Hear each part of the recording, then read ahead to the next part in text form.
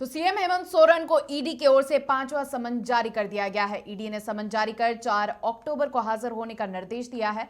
बता दें कि जमीन घोटाले मामले में ईडी ने चौथा समन जारी कर सीएम को 23 सितंबर को ईडी दफ्तर में पेश होने को कहा था, लेकिन वे हाजिर नहीं हुए। सीएम ने ईडी के समन को सुप्रीम कोर्ट में चुनौती दी। हालांकि सुप्रीम कोर्ट के निर्देश पर वे हाईकोर्ट में याचिका दायर कर चुके हैं, जहां ईडी के समन को खारिज करने का आग्रह किया गया है। कोई सरकारी एजेंसी, ईडी हो, कोई इनकम टैक्स हो, सीबीआई हो, बिना किसी क्लू के, बिना किसी सबूत के नहीं आता है। अगर उन्होंने आपको सम्मन किया है, सम्मन में हाजिर हो जाना चाहिए। कोई सम्मन करता है तो उसमें हर्जा क्या है? ये स्वतंत्र एजेंसियां हैं, इसमें कहीं किसी प्रकार का आपत्ति नहीं है। ऐसा थोड़ी है कि हमको सम्मन किया, हम दोषी हो गए, हमको जेल भेज देंगे, ऐसा तो नहीं होता। आपको सरकारी एजेंसियां बुला रही हैं, ससम्मान जाना चाहिए। आप अपना पक्ष रख देते कि मेरा ये पक्ष है।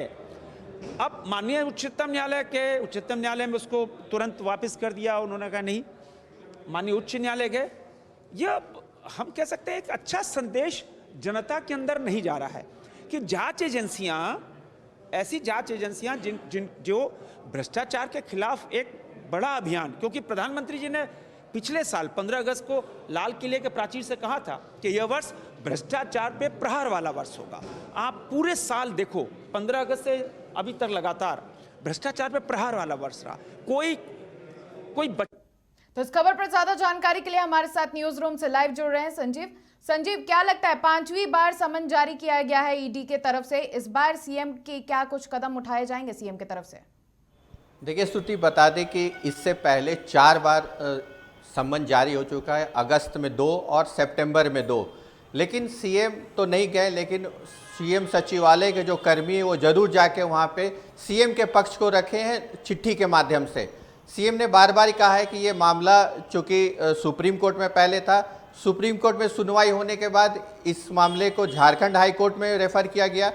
अब चूँकि झारखंड हाई कोर्ट में मामला है और इसकी अभी सुनवाई की डेट भी फाइनल नहीं हुआ है कि इसकी सुनवाई कब होगी। इसी बीच में ईडी ने एक बार 5वां सम्मन सीएम को जरूर भेजा है, उन्हें जो जमीन घोटाले से मामले से जुड़े हुए मामला है उसमें हाजिर होने के लिए। तो देखना होगा कि अब 4 अक्टूबर को जो 5वां सम्मन के लिए बुलाया गया है जोनल ऑफिस ईडी का, वहां पे सीएम पहुंचते ही ना पहुंचते ही ये देखने की बात होगी। संजीव, जो सीएम के तरफ से इस बार झारखंड हाईकोर्ट में याचिका दायर की गई है, उसमें हाईकोर्ट की तरफ से कुछ खामियां बताई गई है। क्या लगता है कि इसी सब के बीच में ये मामला फंसा रह जाएगा?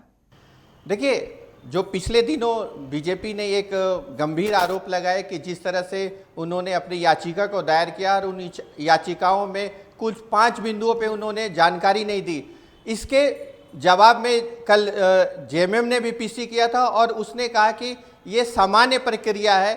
आदमी जब डालता है तो कुछ भी अगर खामियां रहती है तो कोर्ट उसे नोटिस देके उस पर जानकारी मांगता है।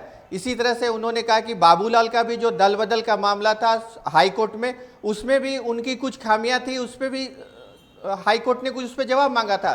तो ये सामान्य सी बात है, हमसे ये चीज़ मांगा गया, हम इसमें देंगे, इसमें कोई राजनीति का बात नहीं है। लेकिन देखना होगा कि अब 3 अक्टूबर को उनको, क्योंकि देखिए सीएम हेमंत सोरेन कह रहे हैं कि हाईकोर्ट के आदेश के बाद ही वो कुछ ईडी के समन पर जवाब देंगे, तो ऐसे में लग रहा है कि ये मामला लंबा खींचने वाला है। जी जरूर लग रहा है। जिस तरह से अभी तक मुख्यमंत्री का नजरिया और जिस तरह से उन्होंने ईडी को फेस किया है, ये सारे मामले पे फिलहाल यही दिखता है कि कौन झुकेगा।